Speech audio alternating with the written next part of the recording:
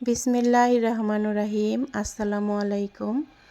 আমার প্রিয় ভাই বোনেরা, আপনারা সবাই কেমন আছেন? আশা করি খুব ভালো আছেন। তো আমরাও খুব ভালো আছি আল্লাহর অশেষ রহমতে। আর আজকে নতুন একটা ব্লগ শুরু করলাম। এই যে আমার ছাদ বাগানের কিছু গাছ ভিডিও করে এগুলো আপনাদের সাথে একটু শেয়ার করলাম। তো ভিডিওটার সাথেই থাকুন, দেখতেই থাকুন। আর দেখার শুরুতে কিন্তু অবশ্যই একটি লাইক দিতে ভুলবেন না, আর ভিডিওটার শেষ পর্যন্ত দেখবেন। আর এখানে এই যে আমি আমার কিছু শখের গাছ লাগিয়েছি, এই যে পুঁই গাছ। আর আমার কিন্তু জাংলার পুঁই শাকটা খুবই ভালো লাগে, শখ করে লাগিয়েছি। আর এখানে কিন্তু যে বাজার থেকে যে ধনিয়া পাতা নিয়ে আসছিলাম, সেই ধনিয়া পাতা খেয়ে তার গোড়াগুলো কিন্তু এই যে মাটিতে বুনিয়ে দিয়েছি। আর এখানে কিন্তু যে পুঁই শাকটাও কিন্তু মাশাল্লাহ খুবই ভালো হয়েছে। এখান থেকে কিন্তু 2বার পুঁই শাক কেটেও খেয়েছি। আর এই যে ধনিয়া পাতাগুলো খুব ভালো হয়েছে মাশাল্লাহ, যেহেতু বর্ষার সিজন।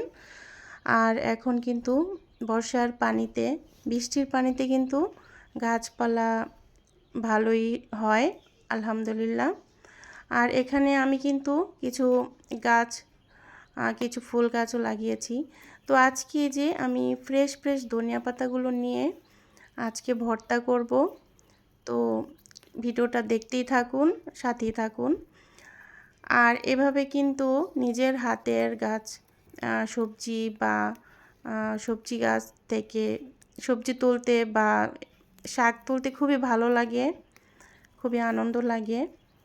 তো আমি আজকে এই ধনিয়া পাতাটা উঠিয়ে তারপর এটা ভর্তা করব।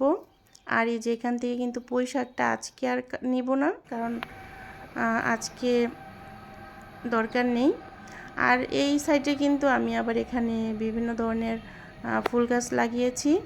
তারপরে যে এখানে পুদিনা পাতা হয়েছে মাশাল্লাহ। পুদিনা পাতাও কিন্তু আমি মাঝে মধ্যে নিয়ে তারপর মুড়ি দিয়ে মেখে খাই, খুবই ভালো লাগে, ফ্রেশ টাটকা। আর ওই সাইডেও কিন্তু পুঁই শাক হয়েছে।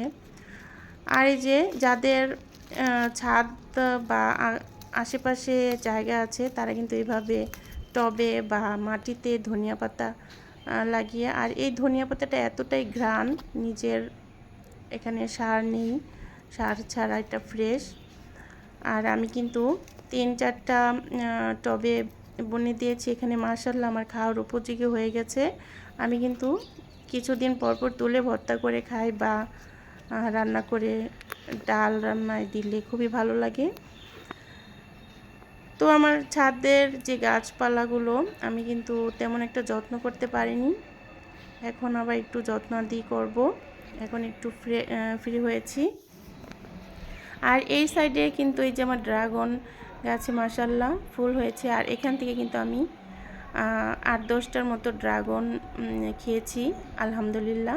আর এই যে নতুন ড্রাগন ফুল এসেছে, কলি এসেছে, এই যে ছোট ছোট কলি বের হচ্ছে। তো আলহামদুলিল্লাহ, পরিশ্রমী কিন্তু সৌভাগ্যের চাবিকাঠি। আপনি যদি পরিশ্রম করেন অবশ্যই কিন্তু ফল পাবেন। আর এভাবে কিন্তু গাছপালা নিয়ে সময় কাটাতেও খুব ভালো লাগে। আর এরকম ফুল, চোখ জোড়ানো ফুল দেখতে কার না ভালো লাগে মাশাল্লাহ। খুবই নানান রং বেরঙের ফুল ফুটে আছে আমার ছাদে। তো চলে আসলাম কিন্তু এই যে বাসায় চলে এসে যে ধনিয়া পাতাগুলো, এখানে কিন্তু মাশাল্লাহ অনেকগুলো ধনিয়া পাতাই আজ। এগুলো আমি কিন্তু কাঁচাই ব্লেন্ডারে ব্লেন্ড করে নিব, ভর্তা করে নিব। আর এই যে এখানে ডাল, খেসারির ডাল, আর সাথে পোলার চাল আর নাজিরশাল চাল দিয়ে আমি এটা ভিজে রেখেছি 3-4 ঘন্টার মতো। তারপরে এটা আমি ভালো করে ধুয়ে আজকে যে চাপটি আর 2 আইটেমের ভর্তা করব। আর আমার বাচ্চারা কিন্তু এই চাপটিটা খুবই পছন্দ করে, খেসারির ডালের যে চাপটিটা, সেটা ওরা অনেক মজা করে খায় ভর্তা দিয়ে। তো আমি সেটাই সকালবেলা নাস্তা হিসেবে তৈরি করব। আর এখানে যে ধনিয়া পাতাগুলো, যেহেতু বৃষ্টি হয়েছে আর ছাদে কিন্তু কোনো মাটি নেই, তারপর আমি ভালো করে ধুয়ে নিলাম, ধুয়ে কুচি করে কেটে তারপর কিন্তু এটা আমি ব্লেন্ডারে কাঁচামরিচ, রসুন আর পেঁয়াজ কাঁচা দিয়ে এটা ভর্তা করে নেব। আর চাল ডালটাও ব্লেন্ডার করে নেব। আর এদিক দিয়ে যে লইট্টা মাছের শুটকি, এটা আমি কিন্তু তেলে নিলাম, ভেজে নিলাম ভালো করে শুকনো মরিচ দিয়ে আর রসুন পেঁয়াজ দিয়ে আমি এটাও ভর্তা করে নেব।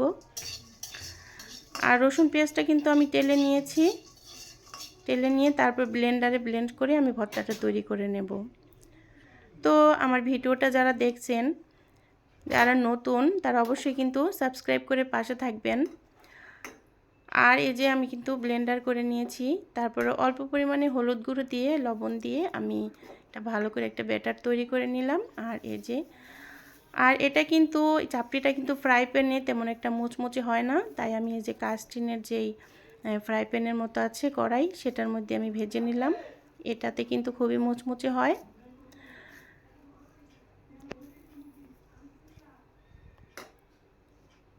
আর আমি কিন্তু একে একে ভেজে নিলাম সবগুলো চাপটি।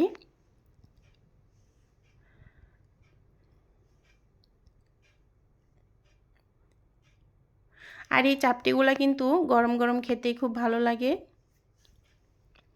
আর কার কার এরকম চাপটি খেতে ভর্তা দিয়ে ভালো লাগে জানাবেন অবশ্যই। আর আমার ভিডিওটা কেমন লাগলো অবশ্যই কিন্তু জানাবেন। আর নতুনরা অবশ্যই সাপোর্ট করবেন।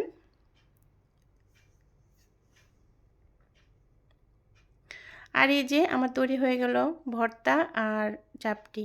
তো আজ এ পর্যন্তই, আল্লাহ হাফেজ।